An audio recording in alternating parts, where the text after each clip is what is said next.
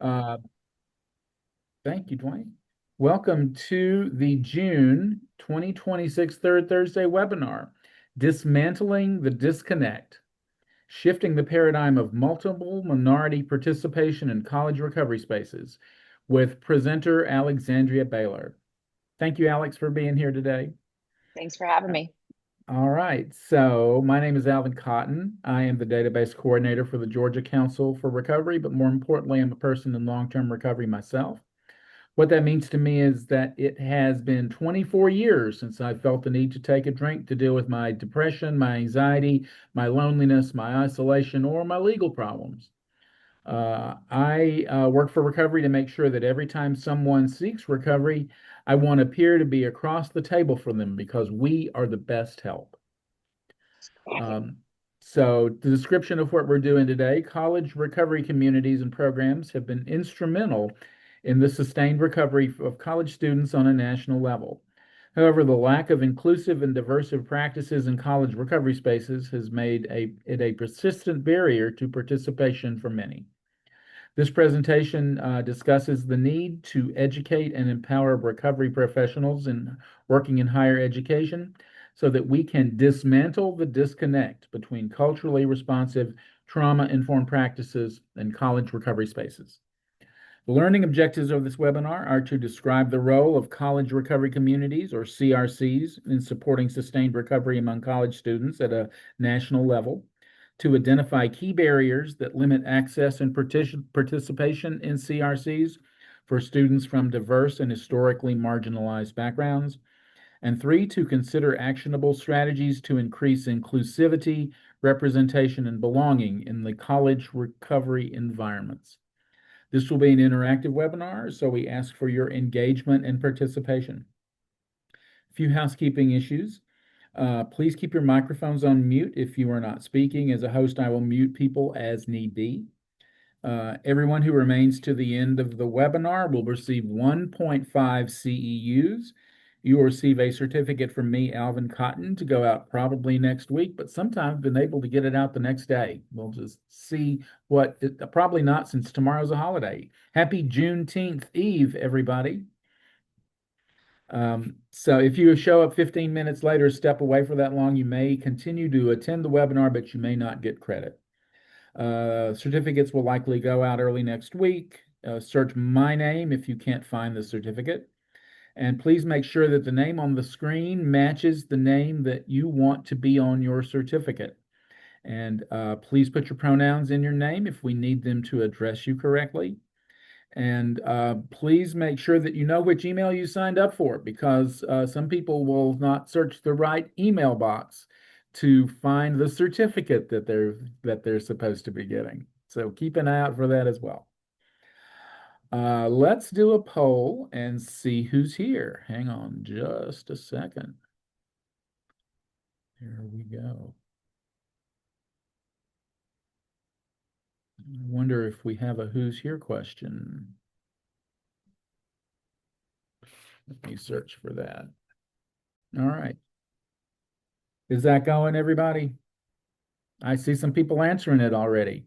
So we want to know if you're a CARES or CPSAD, if you're aspiring to become a CARES, if you're a clinician, a recovery ally, CPSMH, CPSP, CPSY, forensic mentor. We have all of these options on here.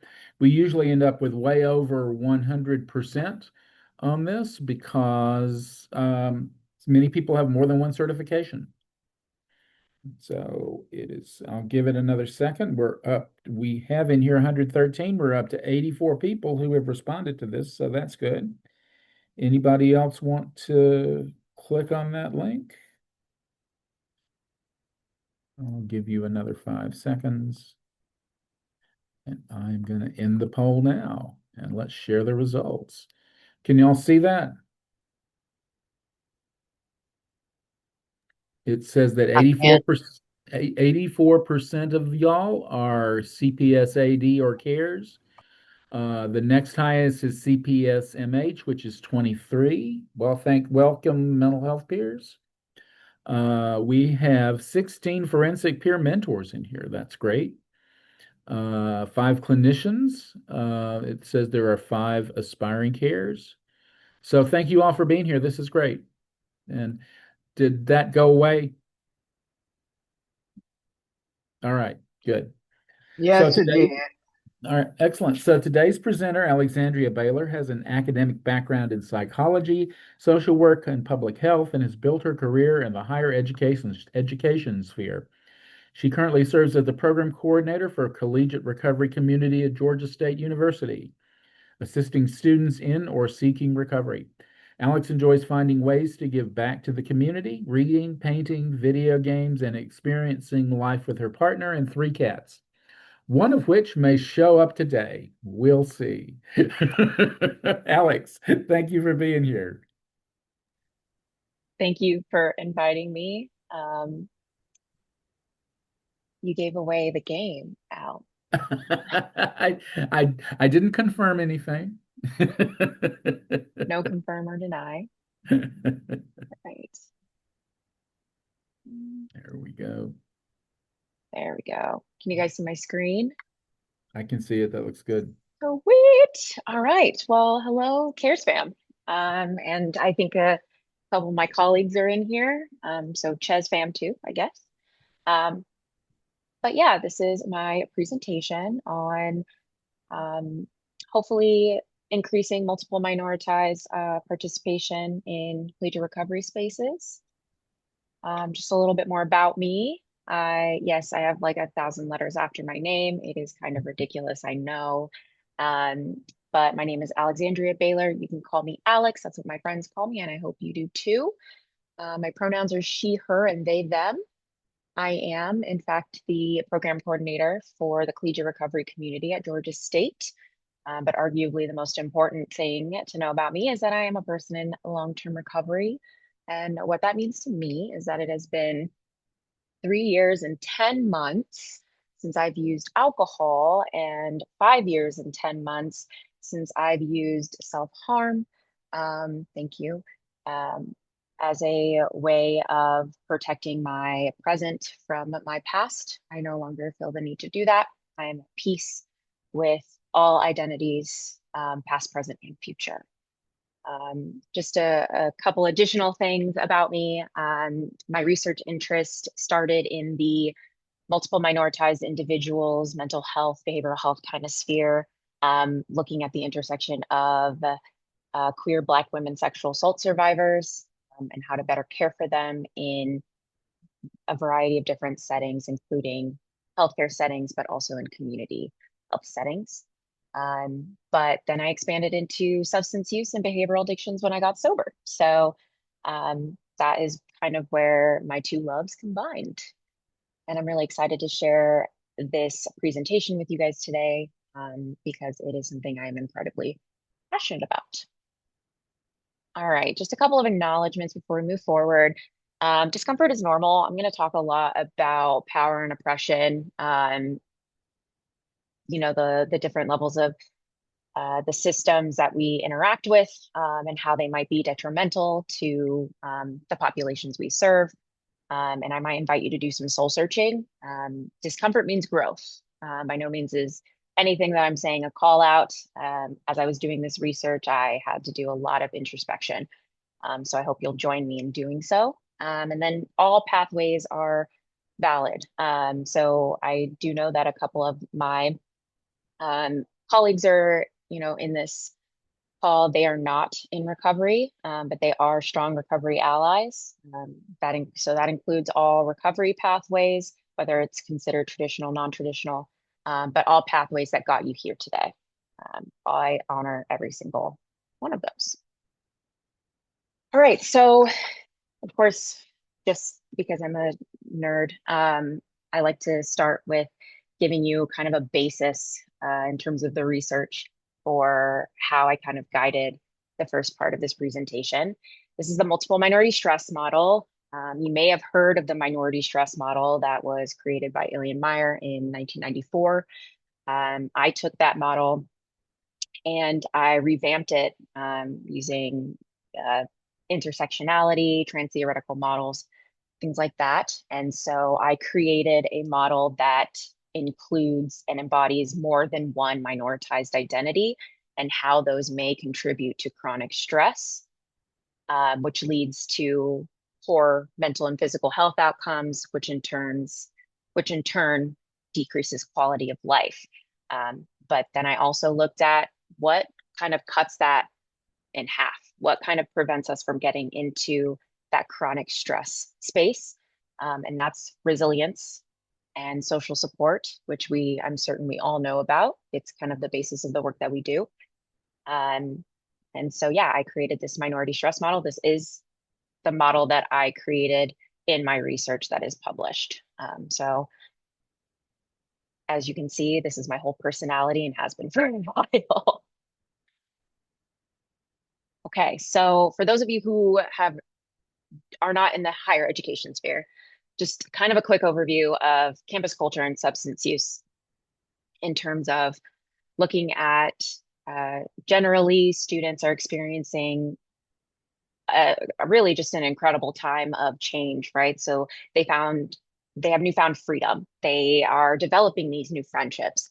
They are figuring out their routine, time management. How am I going to pay for classes? Do I need a job? Do I need to take out student loans? What do I do with those student loans? And then kind of a low perception of harm, right? There's a little bit of an understanding of like, oh, I can't get addicted. Like I'm aware of it, so I'm good. No worries. I'm not going to have that problem. So they have a low perception of harm. And then on top of it, there's the glamorization of substance use, whether that is a peer coming to you and saying, um, hey, this chilled me out, or this makes it easier for me to be social, or everybody's doing it, whatever that may look like, right? There is kind of a glamorization of substance use, which tends to make um, campuses con considered recovery hostile. So they kind of make it really difficult to get and stay sober. Um, and then that leads to both of those things then lead to kind of an increased risk of problematic substance use. And those can like go hand in hand, right? Sometimes it goes beyond, just a friend handing it to you. It can be a way to decrease your stress. It can be a way to, again, that low perception of harm. You're not able to recognize that a problem is creeping up on you. And then as, at least from my perspective, it was really hard to see it when I was in it. Uh, so all of that put together creates kind of an environment for hostility. And if you don't know what this image represents, it's from a TV show called Avatar: The Last Airbender. And this guy, Zuko, um, is kind of the the person who shows you that fire can be very destructive, just in general, especially when you're not knowing how to use it, how to engage with it, how to talk about it or about your feelings. And kind of it feels like the world is a little bit of against you. So, in this situation, Zuko surrounded by fire, you're kind of in the midst of it. But then we add a different element on top of it, right? So you still have all the same things, freedom, friendship, new stressors, etc. However, for students who are of a minoritized identity, and especially for those, of a multiple minoritized identity, so that could be neurodivergent, queer, a person of color, Black, Indigenous, Hispanic, whatever that may be, neurodivergent, et cetera. It could be any number of things, right? That comes with, unfortunately, societal discrimination, right? So identity specific discrimination or fear of discrimination due to what you see in media, what you see in society, and what is portrayed in front of you, right? It could be a personal experience or it could be vicarious trauma, that of someone else. And then generally, students who are of a minoritized or multiple minoritized identity have a greater risk of poor mental health outcomes. So, mix all that in with the continuous glamorization of substance use, and you have an even greater risk for problematic substance use. And then this becomes blue fire, which we know is hotter than the orange, red, yellow fire.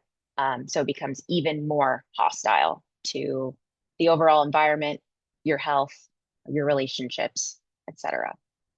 And so that's what students who are minoritized or multiple minoritized are experiencing in, you know, in this sphere. Even if you took away the substance use, you'd still have all these other identity specific stressors, discrimination, and mistreatment. And so CRCs exist within the collegiate recovery space. Um, and what we want to look at is how they help mitigate that recovery hostility. So some of the things that CRCs do, right? They are incredible at building community. They are incredible at establishing a new college norm. Like they are awesome at creating an environment where recovery and fun can exist in the same sphere. That was one of my biggest fears when I was getting sober was I wasn't going to be fun anymore. Jokes on myself because I am a blast. Thank you for asking. And then we also, encourage sustained recovery and accountability. I think that we are awesome in terms of, uh, holding each other accountable and knowing that when you walk into this space, this is a brave space, right? You're able to engage with students who are going to, hold space for you, who are going to hear you out. Um, and they're also going to be able to call you in and say, hey, I'm noticing this about you. Is there something going on? Is something wrong? So I think that they're instrumental in sustaining recovery, but also, generally speaking, mental health as well. However, CRCs are not perfect, let's be honest, right? And some of the things that they don't do is sometimes they don't consider the whole student. Um, and what that means is a lot of times they are saying, okay, you're in recovery and that's all we care about, right? We aren't going to sit and talk to you about how um, different identity specific stressors or that fear of discrimination may impact your ability to stay sober. The focus is solely on sobriety and sobriety alone. They don't necessarily foster a supportive environment for all. At least from me, part of the reason I created this presentation was because I was told by a mentor that I was shifting the paradigm of what it meant to be a student in recovery simply by existing in that space because I'm queer, Black, woman, sexual assault survivor in recovery using a non-traditional recovery path, right? That's a lot of things and a big mouthful. But there was no one else like me at the time in that space. And so I was the representation, um, which can be very lonely for me. But it also is not, it doesn't necessarily feel safe for me either to be the only one. And then also, they tend to say, okay, we exist by proxy because we exist. We are helping students get and stay sober. We don't really need to look any further. Um, and so what they sometimes they don't do is they don't identify and break down the different barriers to participation, especially again for those students who are of a minoritized or multiple minoritized identities. And so what are some of those barriers to participation that, the hope is that we are able to break through and um, again, bridge some of those gaps, right? So lack of diversity, right? Just generally speaking, a lack of representation kept me from getting the care that I needed for years. Um, as a matter of fact, as an example, the CRC that I went to and graduated from um, was very cis, straight, white, male oriented. I didn't see any of myself in that space. And then, once I started engaging in the space and I realized, like I had a lot in common and that they honored my identities, which is awesome. But if you walk into that space and that's the first thing you see, you might want to turn around and walk right back out. The expectation of discrimination and oppression is enough to prevent people from coming, right? It doesn't necessarily mean that you yourself are the sole reason and you're clearly going to be discriminatory. You're clearly going to oppress. That's not necessarily it. It's the expectation based off of what is seen in media, in society as a whole, or generally speaking, they've experienced it themselves in some other capacity. And so it becomes really hard for you to go into a space that's not familiar to you without expecting the worst. Um, and so the final thing here is programming and policies, right?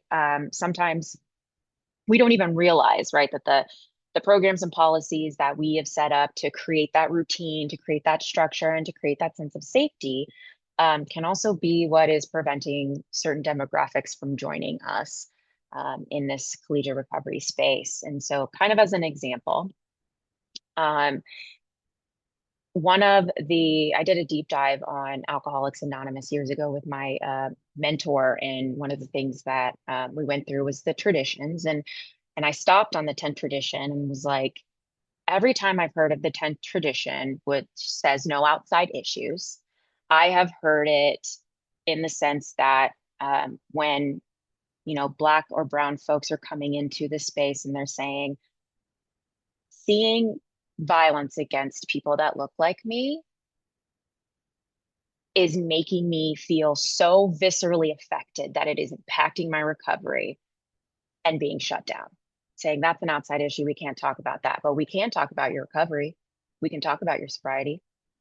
And we had a big, deep discussion about how, they kind of used that and they weaponized it, and that it originally was created in a very different sense, which, happens sometimes, lost in translation, that kind of thing.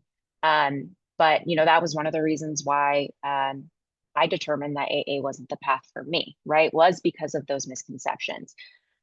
But unless we have somebody there who's like willing to sit and correct and say, this is actually what it means, or willing to hear someone out and say, okay, let's make these minute changes, whatever is needed be, that might also prevent people from coming into our space and choosing to engage in our community.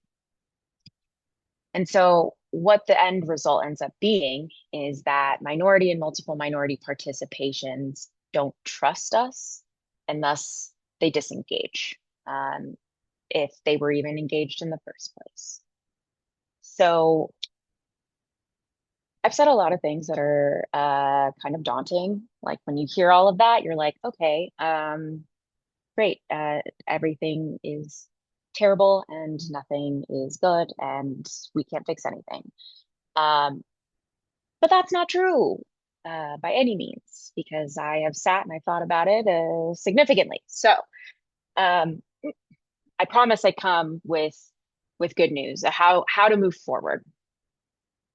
So thus starts the second half of our presentation, in which case I give you yet another theory to think about. And this one is called third space theory. Um, I had never heard of third space theory when I started doing research on this. And from what I had seen, it has been taken and used in a variety of contexts. But the original context that it was used was very spiritual, in that the first space is yourself, right? So I'm Alex. I am Black. I'm queer. I am a woman. I am a big sister. I am a partner. I am the mother of 3 cats, et cetera, et cetera. And I carry these identities wherever I go, right? I don't necessarily set them down or pick and choose when. These things exist within me at all times. Your second space is going to be the systems and structures that we all have to navigate at some point, right? And those are outside of yourself.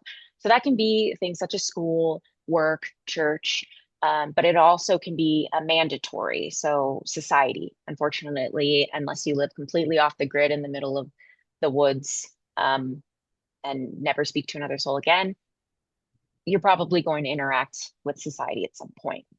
And the thing with second space is that there are some times where you go into a space knowing I can't be my full self here. As an example, right?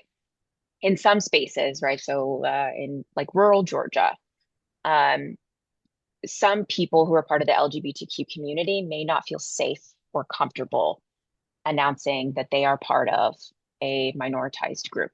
They instead perhaps would leave that at home, and or leave it outside and just not mention it and try to fly under the radar. Um, Another example is coming onto a college campus as someone who's getting sober or interested in being sober, right?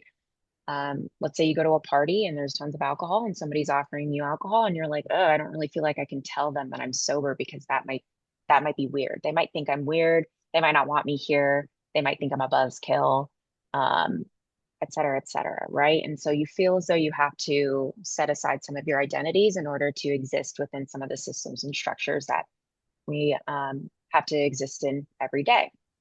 And so the purpose of a third space, right, is to integrate the first and second space, right, your whole self, and a system slash structure that you have to engage with, right? Except this time, it's a brave space, right? I can't guarantee safety, but I can guarantee that if you show bravery, this space will embrace you, right? It's meant to be evolutionary, it's meant to be liberatory, it's meant to allow you the opportunity to manifest who you are at your core and to know that all of your identities are honored within this space. And so, how do we create a third space? Ultimately, at its core is de-oppression. And so I know we probably all know what lenses are. I know I'm wearing glasses and I'm looking through them right now, right? So um, it can be literally in an eyeglass, but what a lens can also mean is a way through which you can view, analyze, or better understand something, whatever that may be. Then looking at anti-oppression, right? Anti-oppression really is us being able to say, I see the way that society has maybe impacted certain demographics of people, minoritized, multiple minoritized people, and aim to, whether it be by checking your biases or by creating different policies or programs that are meant to, dedicated to those specific demographics. Um, the ultimate aim for anti-oppression is to alleviate the impacts of oppression for those it burdens. And so really, I think at allyship's core is anti-oppression. So when you put those two things together, you have your anti-oppressive lens in which you view the systems and structures that you engage in. And so this is the first, question I would love to hear feedback, answers, responses on is what would it look like in your own space, right? I talk about collegiate recovery. This can be applicable in any space. What might it look like for you to use the anti-oppressive lens to somehow make the spaces that you inhabit or run, if you're in charge of a program, um, more safe and liberatory for any and all people? You can choose a specific demographic if it's easier for you. You can just say any and all people would benefit from this. We have Crystal. a question from Crystal. Yes. Yeah. Well, I don't have a question. I just thought this was a time to respond. And so Yeah. I lead a Celebrate Recovery here in Miller County, which is my hometown, which is rural Georgia, like you talked about. And so like literally we have like 5,000 people here. And I just started doing this in February. It was something I was asked to do in December, and I said yes to support a RCO coming here to Miller County. Mhm. And so I've had to get up and announce that, all of that, and just say all of that. But and so what we try to do to create a welcoming space is just invite people, no matter what they're going through, whatever it may be. I try to actively listen and then encourage them to come. And we believe that Celebrate Recovery is for everybody, whether it be fear, anxiety, depression, drug addiction, whatever it may be. We Mhm. just try to encourage that and create that welcome environment. I try to have people at the door that is there for a handshake or a hug or whatever that individual may be. And we try to make eye contact and just really make them feel loved and supported and welcomed. Yes, thank you for sharing that, Crystal. And I love that you went with kind of traditional recovery pathways, right?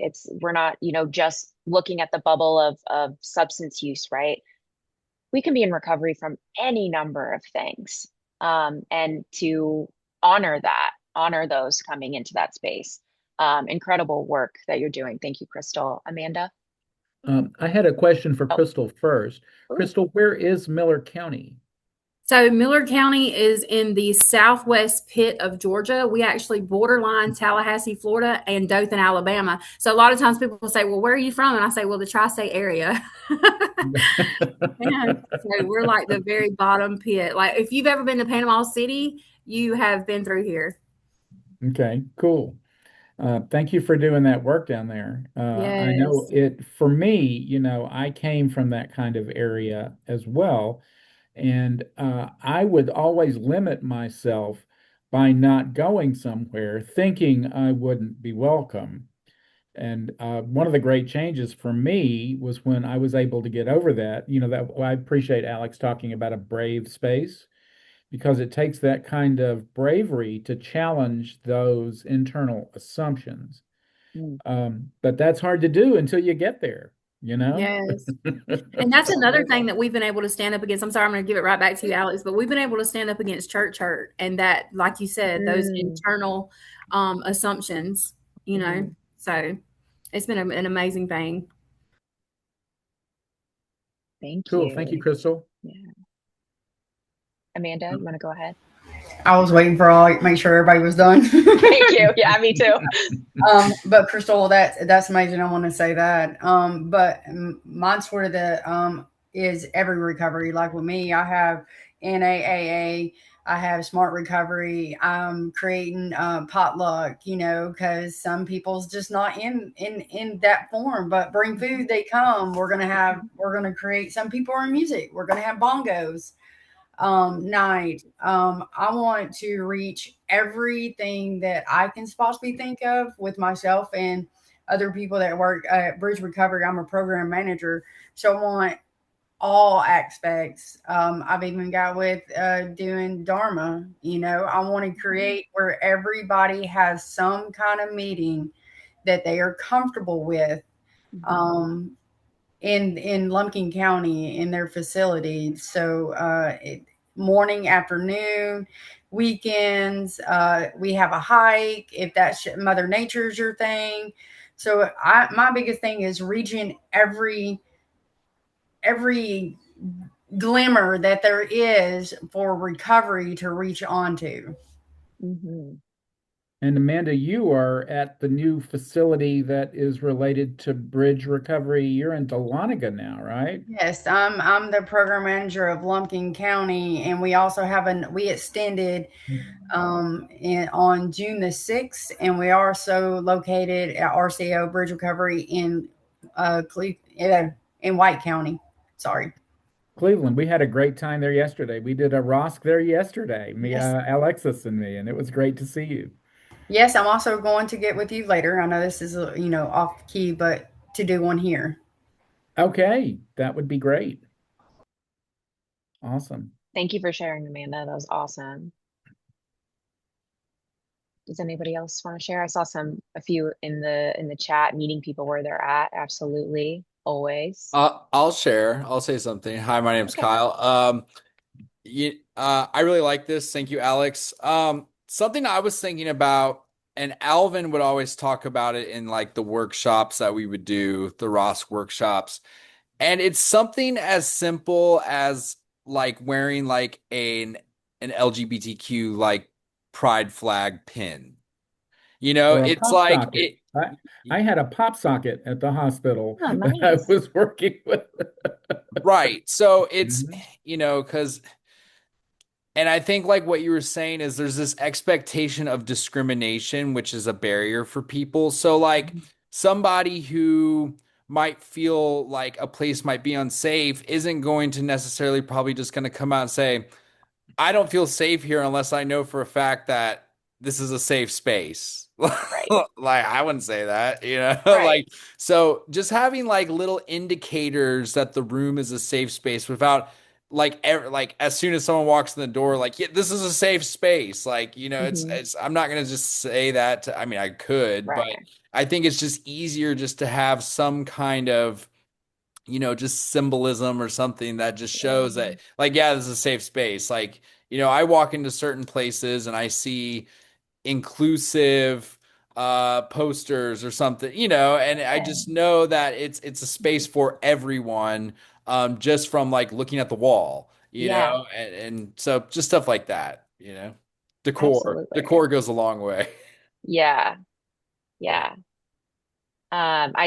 I'm not wearing it today, but a lot of people know me because I have a lanyard that is filled with pins, like all the way up to here, pins, pins, pins, pins, pins, pins. And I have my pride pin on there. I have we got some recovery ones made. Um, I have mental health ones related to interpersonal violence, domestic violence. Really just saying, yeah, I just showing that way, right?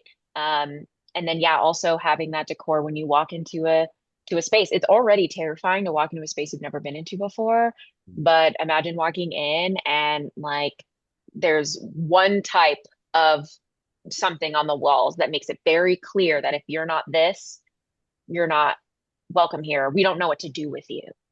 So absolutely, Kyle.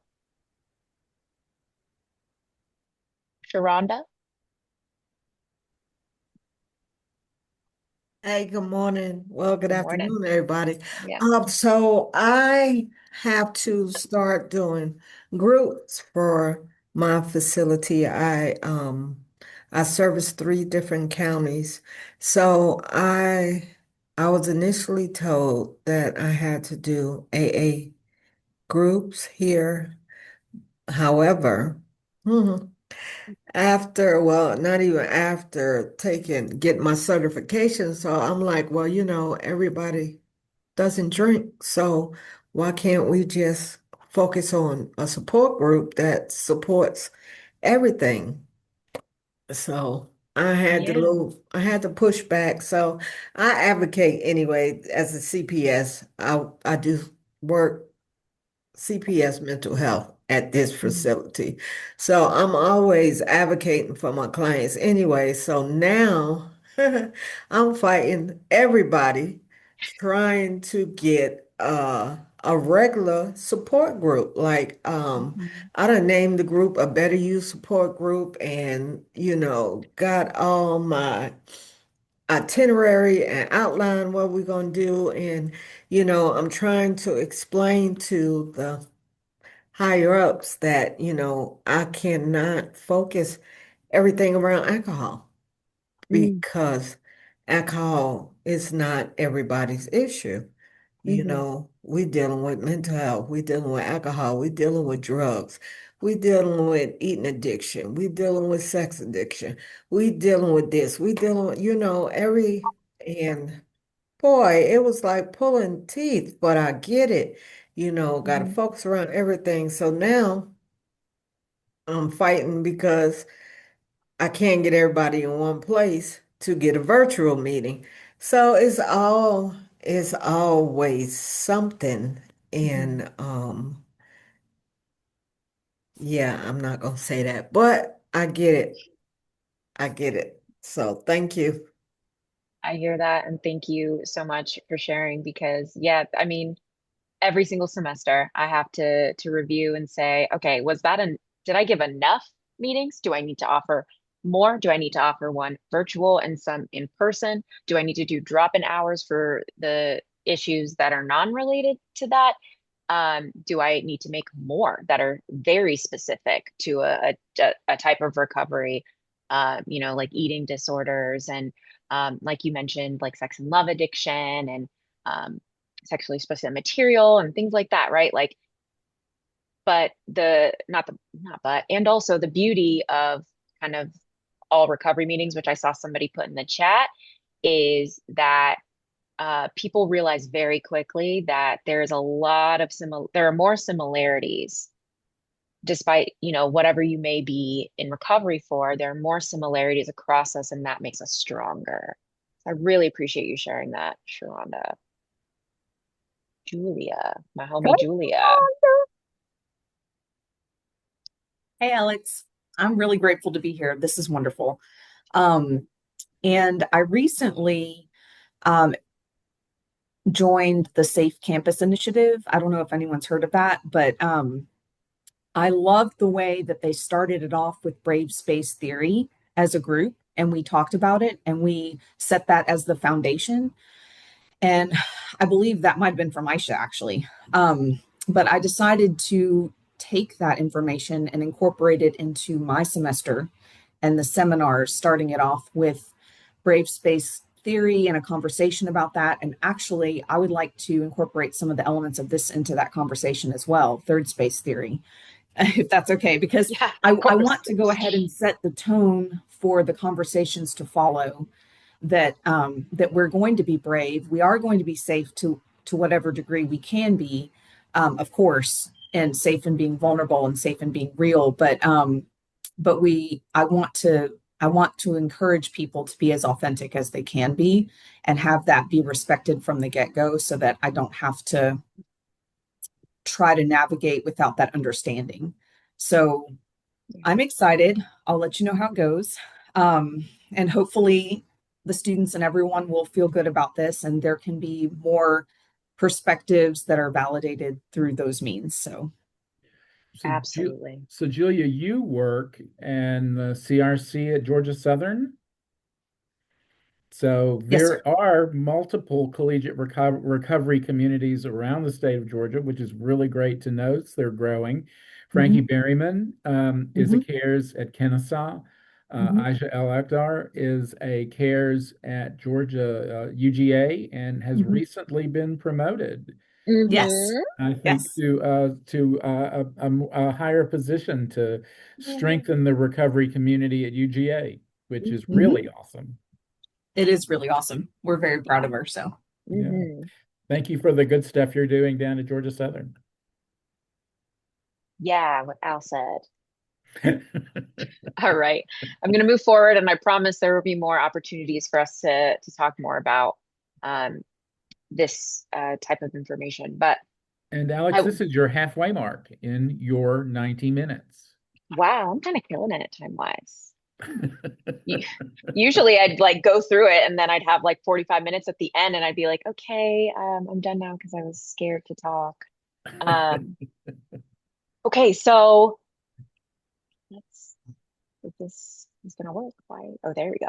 Okay, so you're ready to make some changes. This is just a few different ideas of at least ways that I personally have tried to create a more culturally sensitive, trauma-informed, anti-oppressive space in the collegiate recovery community here at Georgia State. And so, as just a little bit of background, I am the first program coordinator for the collegiate recovery community here at Georgia State.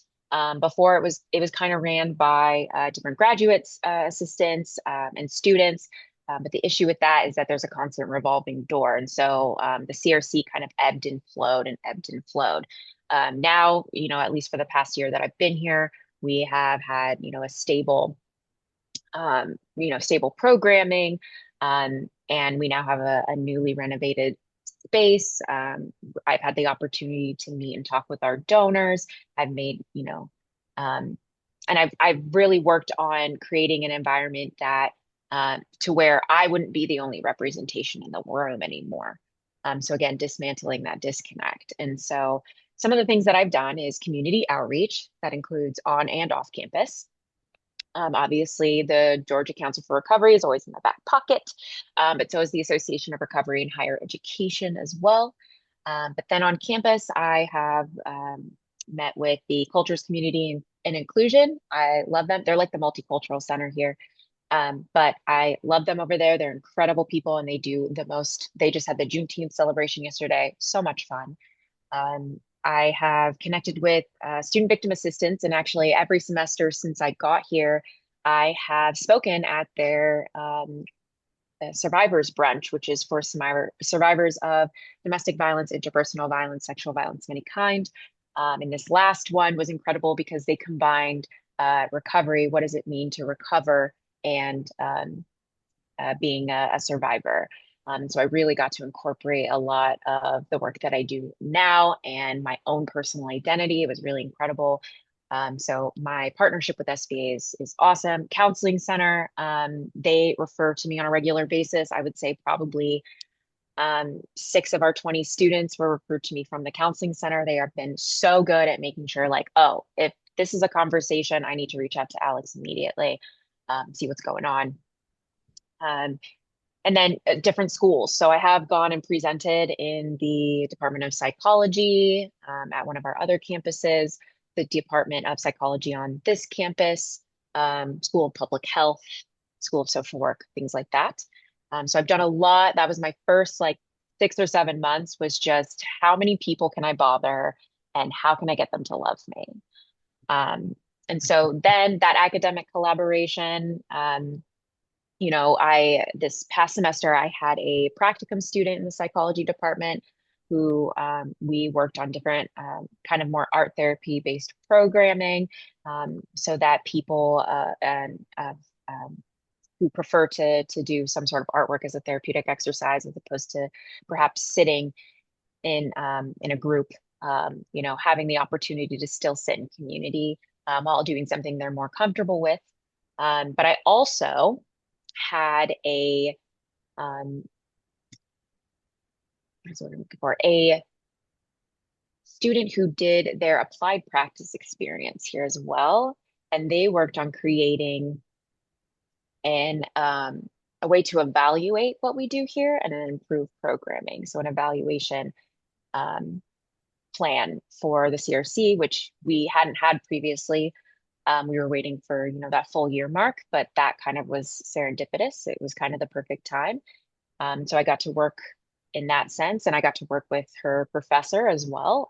So we had a lot of that academic collaboration, whether it be, students participating or me going into different classrooms. In terms of reevaluating programming, I mean, the program guides are living, breathing documents. And we try to be as extensive as possible so that if everybody in my office had to leave but somebody needed to run an all recovery meeting, we could easily pass that program guide off. Someone could repeat everything that we've done. And so what I did when I first got here was I looked at what program guides we had. Spoiler alert, there weren't any. And we created those from scratch, but then over the past year, we've had to go in and edit them. I tried one semester to do one that was from 4:30 to 5:30, and then one that was 5:30 to 6:30. And the students hated that. And they let me know a lot. And so, mid-semester, I had to change that, which then I went to change in the program guide because that was something they were really passionate about. They told me, I want to do more things that aren't recovery meetings. Okay, let's work on getting some of that programming. What kind of programming works? I did some research on, the 7 principles of Indigenous storytelling to lead kind of a skills workshop on telling your story in a way that's advantageous to you. And then, finding ways and advocating for ways that the students can communicate in a way that I can monitor slightly, so I can make sure the students are safe, but that they can talk to themselves and get connected with each other. We started a group me so that they had access, but that also gives me the opportunity to also include all of the calendar invites for all the events, also all their birthdays, which they desperately wanted. So the way that we have taken programming as it comes and then expanded it, we actually, everybody in my office just completed smart recovery facilitation training. So we're actually going to be incorporating that as well, right? As a few of us mentioned, right, having alternative pathways, right? I love all recovery meetings. Some people want to be surrounded by people that are within that recovery pathway, and I completely understand that. And so I want to make that possible, especially for students on campus. So they're with other college students that understand even more so what they're going through. So reevaluating your programming and checking your bias as you do.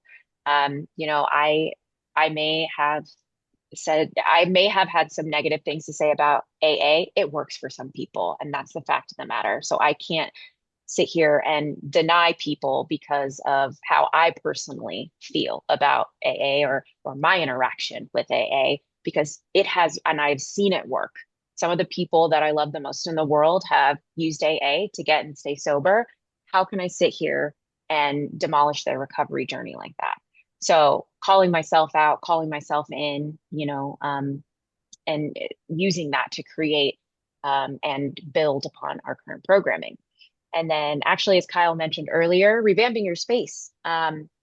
We did a pot painting exercise where we painted flower pots, and then I also got mosaic tiles, and they got to glue things, and it was a mess, but it was ridiculously fun. The carpet's okay, don't worry. And there are a couple where they painted the lesbian flag on one of theirs, and I have that displayed out there. There are a few that I don't even know what I did with mine. I kind of got crazy and I messed up, and then I just started doing whatever, and that's also out there too. We're working on a mural to put on the wall that I have been sending the mock-ups of those murals to the students so that they can give me real-time feedback and say, this doesn't really fit who we are, I think, or I would maybe change this, or I would maybe change that, or I love it. I think that embodies who we are as a community. There's also a book nook in there. So it has like a little one of those fun little streamer curtain things. So you have to like go through in order to get into it.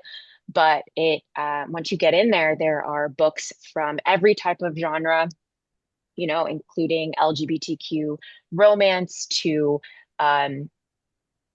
psychology textbooks, right? We just had a bunch of people donate. I donated from my own personal collection, just to make sure that if students are interested in reading something fantasy related, great, we have that. Or maybe they need a self-help book, or maybe they're sober curious and they need something about what does recovery look like? I don't even know, but I'd like to hear about it from a book.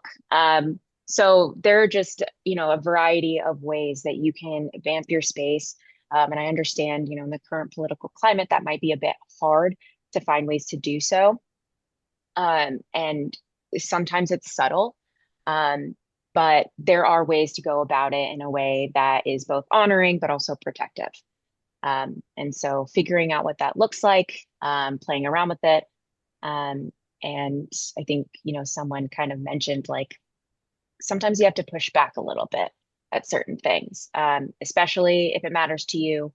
There are 100% ways to make sure that other people know that it matters to the communities that you're serving, and that it will only benefit them in the long run. So that's just a few. Now, I wanted to ask a few kind of more reflection questions, because what's the point if we're not constantly overthinking to a significant degree? But let's start with the first one, right? What does neutrality look like in your space, right? So neutrality, I mean, being impartial or keeping the peace. If you've seen Hamilton, think of Aaron Burr, how he just he wasn't on either side, and then he ended up losing the presidential bid or race because no one knew what he was fighting for, because he was just so far neutral. So what does neutrality look like in your space, and how does that impact the people you're serving. As an example, right? If they decided tomorrow that, I don't know, that we weren't allowed to use certain words in our programming, like we had to take it out of the scripts, they're not allowed to be used in any way, shape, or form, in terms of like documented, and your student said, well, I don't feel like I'm being appropriately represented. Like you're talking about all these other people, but then suddenly I'm excluded.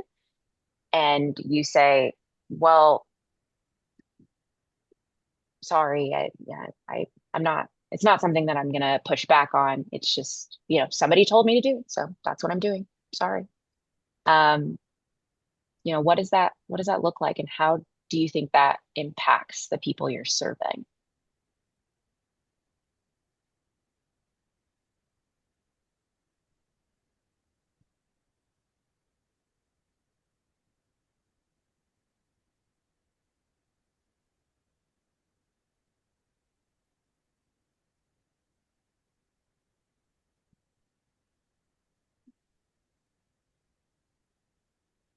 So, Alex, I'll speak up a little bit. What I was reminded of is how difficult it is to advocate, for me to advocate for what I see. And I appreciate Kyle reminding me of my time at the hospital where I had to create ways to not seem like everybody else. And that can be very uncomfortable. Sticking out like that is you're in the line of fire. You know, I would talk about the times that when I do the stigma and recovery language training at the CARES Academy. And so the term that we talk about that I use to discuss this is frequent flyer. And what I find is that if I am in the hospital room with a nurse who's saying frequent flyer, which they're not usually that aggressive, but if there was, often the person I would be visiting in that room would agree with them, and I'm the person in the middle who is trying to advocate that both sides look at what they're trying to do.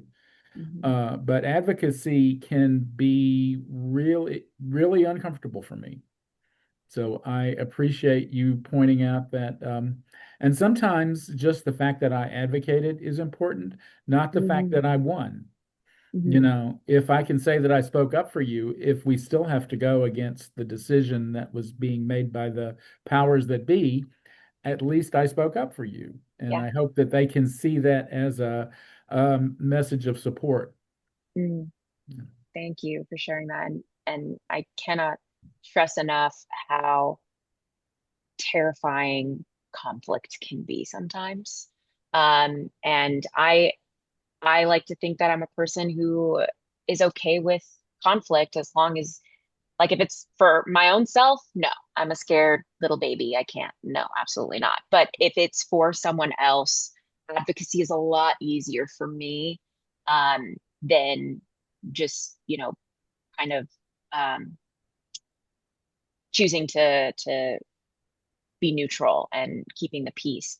So I do want to recognize that it is not easy, and sometimes stepping out of that, again, that locus of control, that circle in the middle that says this is what I can control, and the step right outside of that is what I cannot control. There's a smaller circle that's what I can influence, right? But it's sometimes even hard to step out from what you can control into what you can influence, because people get shot down, and that can be really demoralizing for everyone involved. Absolutely. Amanda? I think with me, it's the advocating part because I advocate with, so I partner up with just about everybody, like all the court systems, Star Court, drug court, DRC, DFACS. And so I know their side of the struggle, and I also know the rules and the regulations. So I have to take both in contents and make sure when I'm advocating for the peer that it's by the rules, but by the way they feel. And sometimes it is a big conflict because I know how the peers feeling. I've been through the programs, and then I know how going through defects. I know the loopholes you got to jump through. So it's kind of like I'm the wall that's got the window, and you're talking through it.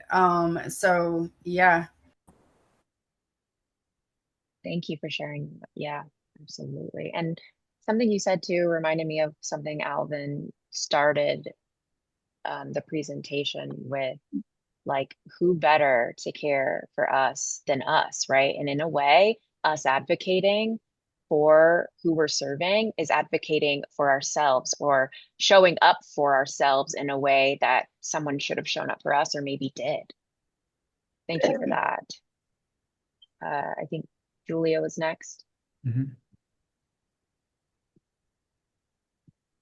Yeah, thanks. I just wanted to share that I have to remind myself sometimes that this is a marathon and not a sprint. Mm, And that's not to procrastinate. That's a different thing. That is fearfulness. But sometimes well-timed, subtle influence is very effective. And that can look like a gentle correction mm, that's well-timed and well-placed and privately said sometimes, mm, not always in front of people. And then I notice improvement, because sometimes we're not, and I'm speaking about myself as well as others, like sometimes we're not aware of our biases. They can be in our blind mm, spots. And sometimes through talking to someone one-on-one about something that I saw that was an injustice that they might have, incidentally perpetrated or sometimes intentionally, it is interesting how people really feel surprised, genuinely, like they didn't even know they did it or something. And I'm like, so it is a challenge though, because I've experienced injustice like we all have. There's stigma out there against people in recovery. And then I'm also a multiple minority person as well. And so there's that too. And it is really it's just very challenging, the work we do, but I have to remember that it's all about grace and timing to whatever degree that I'm able to influence others that day. absolutely. I hope that made sense. Yeah, no. Thank you for that. Yeah, and something about what you said, right? Like, just because sometimes you don't say something publicly does not mean that you're remaining neutral. There have been times where I've had to pull students into the office and have conversations with them one-on-one, to be like, hey, this wasn't okay, or hey, I noticed that this person said something. Did that upset you? Do we need to figure out conflict management within the group? Because yeah, again, um, especially if you embody minoritized identities, multiple of them, it can also be really hard and it can be dangerous. It can be scarier thinking about how someone could use those identities to hurt you in some way. And so, again, it is an act of radical resistance and bravery to come forth in the face of potential adversity, or in spite of. Thank you for sharing, Julia. Crystal? Okay, so um neutrality. Okay, because at the end of the day, no matter what our title is, I feel like we're all agents of change, whether we be a LCSW, MCSW, doctorate, cares, whatever it may be, CPS. We are all agents of change, and so creating an environment of neutrality is so important. And the way that I do that is I try to just encourage positive reinforcement. So I work for a 501c3 nonprofit called Spring Creek Health Cooperative. And what we do is we try to jump in and meet barriers, whatever barrier. Like I said, we're a rural community. And so we try to meet any kind of barrier that an individual may be facing. So I like to spend one-on-one time with that individual, creating a mutual space. And sometimes that looks like at the public library. Somebody may feel more comfortable there at the public library than they do in my office or around other people, especially because we're in such a rural community. And so, what I try to do, like we have a law officer on our on our team. And what we do is I try to just create positive reinforcement with him, because he's real quick to give up on somebody. Oh, they're never going to change. And so I just to help him to remember, like, hey, I'm that person that somebody said I was never going to change that kept getting arrested. And so I just try to step in and be that agent of change.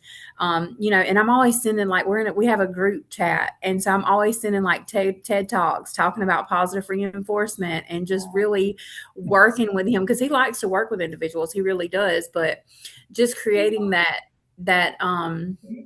environment to where, hey, it's okay to be different or approach this differently, is the way that I support neutrality. And then the second question, I love outreach. Outreach is one of my favorite things to do.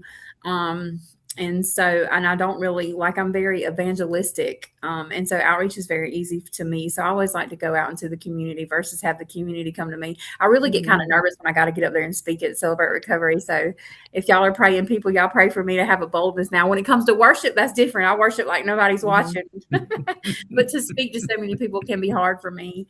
And then the last questions, I try to just people. So I've decided to come back to my hometown, and which I've had a grace and a strength to be able to do that, because there's places that are triggering, there's people that are stressing, all the things. And so God has just really given me a grace and a strength, because so often people will get healed up and they'll move out of here. And so it was my decision to be very intentional and sense that. And it's been hard and I struggle. And as soon as the Lord says I can move on, I'm moving on. But people are very open and honest with me because of my lived experience and because I understand. And sometimes I struggle trying to become to not be so thuggish. You know what I mean? Like, to get out of that thuggish mentality, because it's so easy for me to relate, because that's my origin. That's where I come from. And so it can be challenging for me. And one thing that I struggle with is uncomfortable conversation, telling somebody they ought to be doing something, or this is what you need to do, unless it's my own family. Now, if it's my own family, I can point my finger real easy. But when it comes to my caseload, it's hard for me to say, you shouldn't be doing that. I try to approach it in a soft way and pull the answer out of them. And so that's what I struggle with. And thank you for talking about that, right? Because I can sit here with the 9,000 letters after my name and pretend like I got this all figured out. But at the end of the day, I've had a hard week in terms of helping the students in recovery that I work with. And it does get hard sometimes to not be like, you don't want this, trust me, this is not what you want, right? And I can only come from that knowing like it's really not, from my personal perspective, but there's only so much I can tell my students without them coming to their own conclusion, and it can be so hard. Thank you, Crystal. I feel like David had his hand and up. for me too, I'm sorry. Oh, sorry, go ahead. But for me too, an addiction again is only, which I know we're talking about more than just that, but for me, my walk was addiction, and it's the only disease that we have to self-diagnose. Everything else, a doctor can tell us we have it. And so I had to get out there and kind of just go through it and have that and experience myself. I think AA talks about, and I can identify with any pathway to recovery, because I went through it all. But, well, I don't want to say all, but you know what I mean? I went through a good bit of it. And, but I can identify with any pathway to recovery. And the AA book talks about, I think, 3 different types of alcoholics, and nobody could sit there and tell me I was that. I had to go and experience that for myself. Mm-hmm. Absolutely. David Carruth, did you have a question?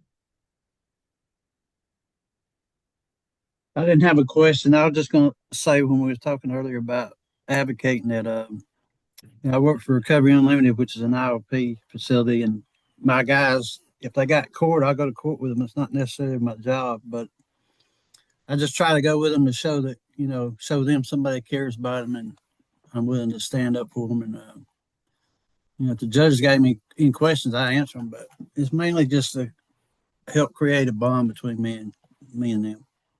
Hmm. That's all. Thank you. And I think, yeah, I think somebody in the comments said, like, I love to see people who go and get all these degrees like show up at these meetings, and right, like, again, who better to advocate for the people who now, have this educational backing, but they also have that lived experience, so they can talk the talk of someone who's experienced it, but they can also walk the walk, um, when the powers that be, are trying to push back on them. I always tell people that the social work in me, is where my heart lives, but the public health in me is when I tell people using numbers why they should care about something that I care about. Um, and and then I the whole reason I'm able to be able to look at those things is because I lived that, and I know what I'm looking for. So thank you, David. I appreciate that. um, and then in terms of looking at some of these other questions, because Crystal, um, A plus on getting to all of those different questions. One of the Some of the research that I have actually looked at does say that, it's more effective if people go into the community than if they expect the community to come to them. And they get more people who are willing to be vulnerable and walk into a space for the first time, or to consider a new pathway, or a new way to look at things, simply by meeting them kind of on their own turf. So, are you willing to go into the community to build relationships?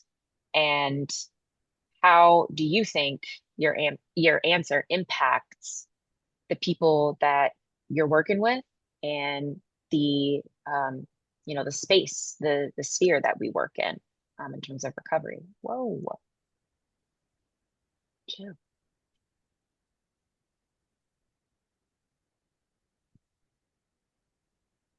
Megan Fowler. Yes, so I feel like I do a lot of that, whether it's in the jail, out in the communities with, I work also at drug court here in Walker County, but I also have my own LLC and it's for reentry. And I feel like in a lot of ways, for many people, my voice is the only access they have to even be heard. And in so many ways, I can completely relate because I've had to face all those similar battles rebuilding my life. And there's so many people that just get lost in the system of our jail because they don't have family. They have no support on the outside. So if I can go in and establish that with them, the trust and the bond, and be their voice on the outside to get them help, then I can maintain that relationship and follow them on the outside, whatever pathway works for them, and be that bridge that connects them to the best for them. Yeah, props to you for that work. Truly incredible. Um, it's something that I did not get in when I was going through my education. I did not explore that until I'm now, um, thankfully going and doing my own research. So really, truly props to you, and thank God for people like you in this I love it. space. I love it. One of the things that I hope to do is to work on connecting all of our little sub-communities of interest. Absolutely. The people who work in drug courts and accountability courts, y'all should all know how to get in touch with each other. Just like college recovery communities, as we grow those around here, I mentioned four of them. I know that Georgia Tech has someone, I don't know, Bob. and that Emory says they're starting something. I don't know what's happening with that. But putting us together in with our subgroups so that's just like what we do when we have our RCO collaboratives, because we're Yeah. putting all the RCO people together in the same Zoom just to see if learning what's happening at one place can affect what's happening at another, and that's really important. Definitely. Absolutely. And just to say also the beauty of the connection that we have as collegiate recovery professionals is that um, I come from many different fields of study, and some of them like to gatekeep their knowledge. They don't want to share because then that makes you look equally as smart. And then what? We don't have that problem in collegiate recovery. We have a whole members hub for the ARHE, the Association of Recovery and Higher Education, that just people just dump everything into, right? Whether that's something, what they use for sanctions students, whether that's different, what is it called? A recovery protection plans, presentations that have been done. Just there's just a wealth of information there, and I can email someone in California at one of the California CRCs right now, and they would say, okay, this is all the stuff that I have now, this is what's working for us in California. But they'll also help me brainstorm and say, well, what of this would work for you guys in Georgia and what probably just isn't going to work. So I think that there's such a huge benefit to having that connection, because it really only strengthens the field and the work that we do. So that's Absolutely. good point, Al. We should do that. Crystal? I just wanted to share a quote because I love quotes by Mother Teresa. And she said, if I look at the mass, I'll do nothing. But if I look at the one, I'll do something. Mm. How do you get on my nerves, girl? I love that. And more or less, that one of my favorite people to, his name is Dr. Robert Sapolsky. He is a neuroscientist by trade. He does a whole video on, he did a keynote at Stanford, which is where he works. And at the very end, he basically says, like, as an individual, it seems as though you can do nothing, or you can enact no change, but do it anyways. Because Yes. guess what? I by myself may not see the fruits of my labor necessarily. And if I do, That's it's on cool. a very small individual level. But think about it, all the people that we help are going to go off to help 5 more people. And then those 5 people are going to help 5 more. And that's how we enact change. So thank you for that, Crystal. That was awesome. Can you put his name in the chat? The scientist that you're the Yeah, neuroscientist? Yes, I would love that. Thank totally. you.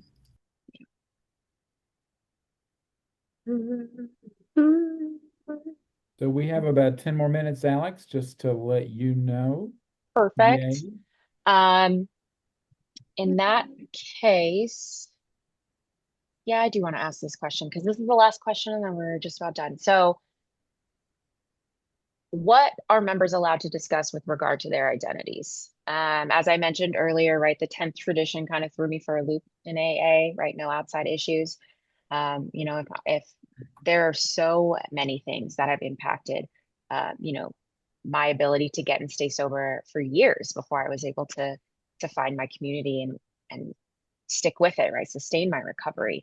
And some of those things include, um, you know, uh, it was the 10th anniversary of the Orlando Pulse nightclub shooting, right? That's vicarious trauma that, as someone who is queer, carries with them. And I might not be quote unquote outwardly queer, but that's still a fear that I live with.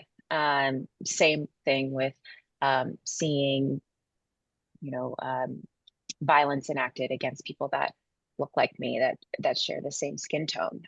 That was devastating. Some of those things have been devastating for me to witness. And it is something that I am so incredibly grateful that the CRC that I graduated from at UGA had Aisha there, who gave me the space to talk about the way that those things have truly impacted me. And same with my friends. I'm grateful for them. But it was never shied away from. I was never told like, hey, maybe we don't talk about that right now, or maybe we can kind of keep it quiet, right? That was fully embraced and understood that, yeah, that's going to impact you. And so I'm curious, how do you navigate issues that may arise in response to what you let members talk about with pertaining to their identities, and whether it's positively or negatively, how does that impact your community?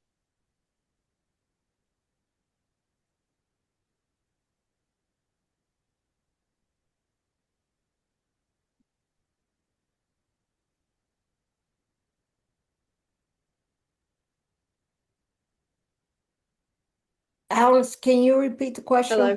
one more time? Yeah. Hello. So what are members within your community Yeah, hold on one second. allowed to discuss, like with regards to the different identities that they hold? And how do you anticipate or navigate issues that may arise in your response? So if you say like, oh, I'm not going to police what anybody talks about in terms of their recovery, their identities, then does that create, turmoil, or is that something that strengthens your community? Right? Ultimately, what does that look like?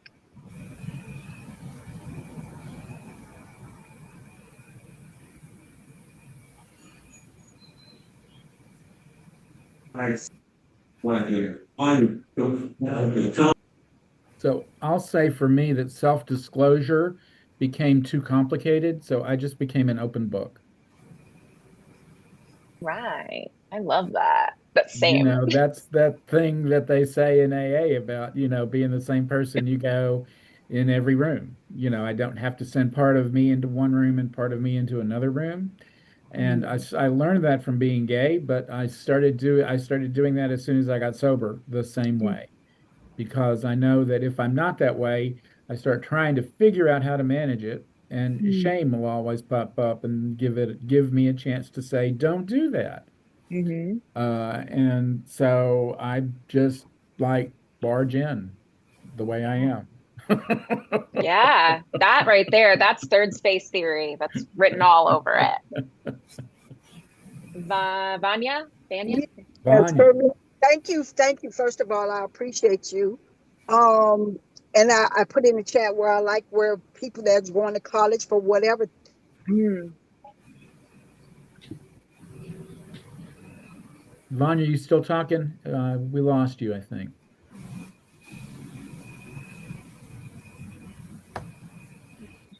We can come back to And they talk Vanya. about Oh. There we go. Go, Vanya. what's good for that in NA or AA, of individuals, right? And so, but what I've learned is to talk Mhm. about the feelings rather than the subject. You know what I'm saying? Like keeping it on how it Mm. affected me, how it makes me feel, rather than the topic itself or the issue itself. You can like I can mention it, but then I talk about how it makes me feel, the abandonment, the not belonging, that sort of thing, rather than being Mhm. specific about the issue itself. Thank you for sharing that. And Jesse Mabry, do you have something? Your hands up. Yes, when I navigate in a space, because I'm coming in as a woman who happens to be black, I understand that a space has to be safe. So it does not matter who is in that space with me. I make sure that they understand that the space is safe, that whatever they say is valid, and they can say whatever they want to say in that Mhm. space. And that everyone in that space has to respect that space, what they say in that space, and that what they say in that space is valid. Mhm. And that everyone else in the space is there to support what they say. Mhm. So that everyone can feel free to say whatever they need to say because it Mhm. is what it is. Because that's how I want to be treated in that space. Yeah. I know how Amen. important it is. Thank you, Jesse. Yeah, thank you And for that. so I wanted to say one other thing. It just occurred to me that the way I talked about what I do does sort of reflect that white male privilege that I have. Mm, That by being gay, sometimes I think it'd be very easy for me to hide. mm, I can certainly pass for not gay. That would mm. not be, yeah, I look like a Southern gentleman of a certain age. And That you so do. just give me a hat and I could be Colonel Sanders, I think, yet if I tried hard enough. And yet I don't want to be that. And so Right. that's why I try to figure out how I can de-anonymize myself, if that makes any sense. I Because love that. yeah. Absolutely. And that is a perfect place to lead into this, the very end. I wanted to leave you with this quote that I got from Carolyn Collado, they, them, recovery for the revolution. The radical advocacy, um, that being of multiple minoritized identities and choosing recovery and health and wellness and community can bring. And so this quote, it just really stuck with me when I was watching a lot of their videos.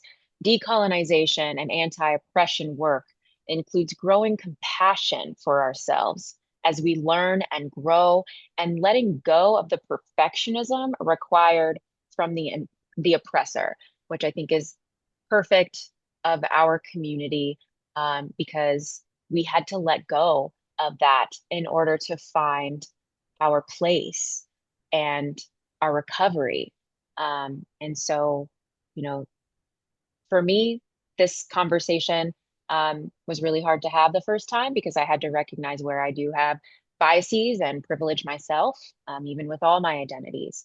But I also want to acknowledge that I'm not required to be perfect. The only person requiring me to be perfect are the same people that are suppressing me. So I want to leave you guys with that.